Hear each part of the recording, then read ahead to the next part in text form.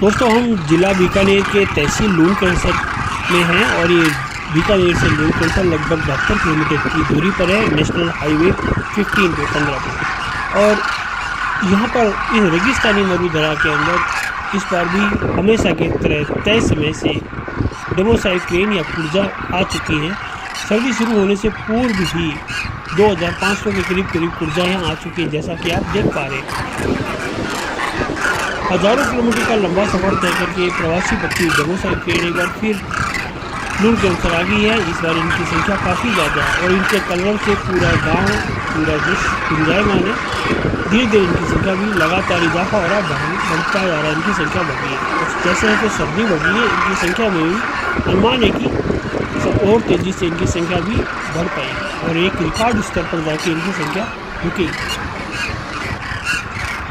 गौरतलब है कि ये हर बार सितंबर माह में एकदम तय समय पर ही आते हैं। इस बार भी ये सितंबर माह के तय समय पे ही बीकानेर जिले के लूणकरसर गाँव में पहुंच गए हैं।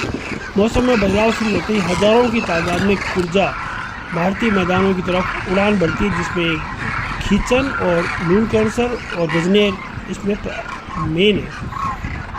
बिना किसी जीपीएस की मदद से ये पक्षी करीब 6000 किलोमीटर का सफ़र तय करके मरु पार्क में पहुँचती है। पक्षियों की टाइमिंग की गणना इतनी सटीक है कि इतने लंबे सफ़र में भी एक दिन भी ऊपर नीचे नहीं होता। लूणकरसर में इनके लिए एक खूब बड़ा मैदान है और अच्छी खासी तालाब का पानी है और तालाब के पानी के पास में ही नेशनल हाईवे निकल रहा है और इसके किनारे किनारे बैरिकेडिंग टाइप में झाड़ियाँ लगी है, जिससे कोई पशु पक्षी या आदमी का भी वहाँ आवाजाही नहीं है। और चारों तरफ पानी से घिरा हुआ होने के कारण ये सुरक्षित है और इनको कोई किसी प्रकार की हानि नहीं हो रही है। पुर्जा का पहला समूह जब यहाँ आया था, बहुत ऊंची उड़ान पे ये उड़ान भरते हुए ये लूणकरसर के ऊपर घूम रहा था। अच्छी सी ऊंचाई के बाद इसने अपने स्थान की पहचान करता है और इसके बाद धीरे धीरे नीचे उतरना शुरू करते हैं।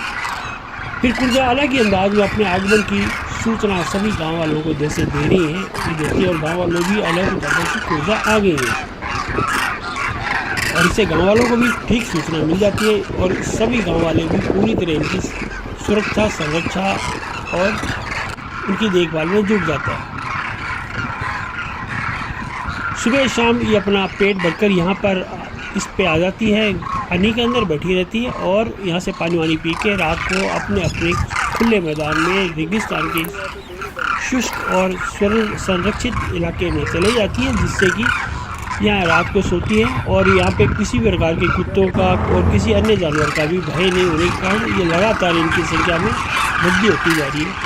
पुर्जा का पहला अपडेट हम आपको दे रहे हैं। मैं हूँ आपका दोस्त राकेश शर्मा, ग्रेट हार्डवेयर बीकानेर से और ये पुर्जा की संख्या है।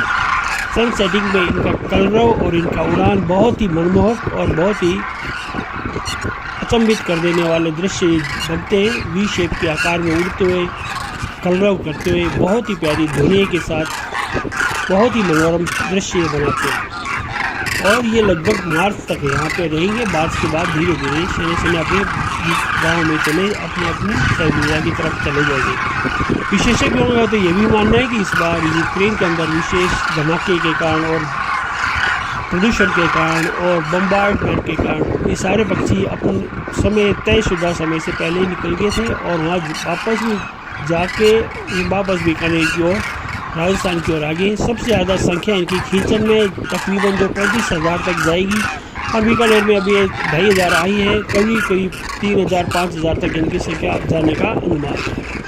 जोधपुर जिले के खीचन कस्बे में भी हर साल 20 से 25,000 पुर्जाएँ कुछ माह के प्रवास पर पहुंचती हैं। इन्हें दाना देने वाले सेवाराम जी भी हैं। ये समूह बहुत अधिक ऊंचाई पर उड़ान भरता है और बहुत अधिक ऊंचाई से ही अपने पुराने स्थान की पहचान कर लेता है और जैसे इसको पहचान होती है पानी की और धुरों की, धीरे धीरे नीचे उतरकर ज़मीन की तरफ आते हैं।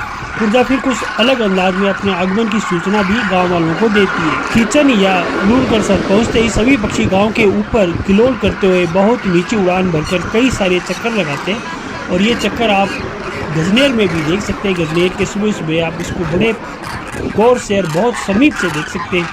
सर्दियों में रोजाना रोज़ 10 से 15 क्विंटल ज्वार व अन्य दाना खीचन में गांव वालों की सहायता से और खींचन का जैन समाज अपनी तरफ से इसकी पूरी व्यवस्था पूरे साल के 6 महीने के लिए करता है। फिर अन्य समाज के लोग भी इसमें अपना प्रबुद्ध योगदान देते हैं। कुर्जा पक्षियों के झुंड रात को खींचन से भी दूर और लूनकरसर से तथा खेतों में दूर कहीं सोने के लिए चले जाते हैं। फिर सुबह तड़के ये सारे के सारे अपने मैदानी भागों से वापस पानी की तरफ आते हैं धीरे धीरे, और ये पानी के अंदर बैठ जाते हैं और कुछ देर में सारी तरफ इनके कलरव से वातावरण गुंजायमान हो जाता है। कुर्जा एक बहुत खूबसूरत पक्षी है जो सर्दियों में साइबेरिया में अधिक सर्दी के कारण वहाँ पर सारी नदियाँ, झीलें, तालाब सब बर्फ़ से जम जाने के कारण इनको मछलियों की या अन्य भोजन की उपलब्धता में अत्यंत कमी हो जाती है, और इस कारण ये अपने को बचाने के लिए अब भूख से हटने के लिए ये माइग्रेशन की तरफ रुख करते हैं, यानी कि प्रवास की तरफ करते हैं और उत्तर ध्रुव से दक्षिण की ओर नीचे की ओर मुड़ते हैं। और साइबेरिया से फिर ये ब्लैक सी या ब्लैक समुद्र से होकर मंगोलिया तक फैले प्रदेश से कजाकिस्तान, किर्गिस्तान और हिमालय की ऊंचाइयों को पार करते हुए हमारे देश में आते हैं। सर्दियों में हमारे मैदानों में, तालाबों में करीब 5 से 6 महीने गुजारने के बाद अपने मूल प्रदेश में पुनः लौट जाती है। अपने लंबे सफ़र के दौरान ये 5 से 8 किलोमीटर की ऊंचाई पर उड़ता है। राजस्थान में इस साल लगभग 50 स्थानों पर कुर्जा पक्षी आए हुए हैं। इनकी सबसे बड़ी संख्या खींचन में ही दिखती है, क्योंकि यहाँ पर इनका स्वागत, अभिवादन और खाना पीना, चुग्गा इत्यादि का बहुत ज़्यादा ध्यान रखा जाता है, जो अपने आप में एक बहुत ही विलक्षण है और इसको नेशनल ज्योग्राफिक ने भी कई बार अपने चैनल पे दिखाया है।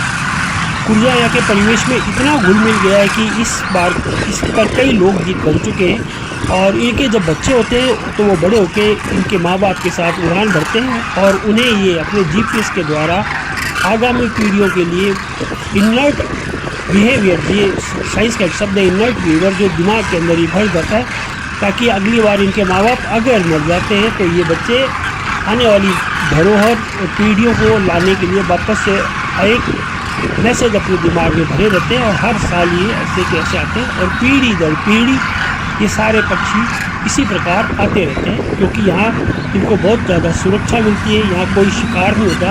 पर राजस्थान, क्योंकि यहाँ पे बिश्नोई समाज है वो और बाकी सभी लोग जैन संप्रदाय हिंदू है, तो वो इनका बचाव करने में अग्रणी है और इनकी सुरक्षा पे बहुत ज़्यादा ध्यान देते हैं।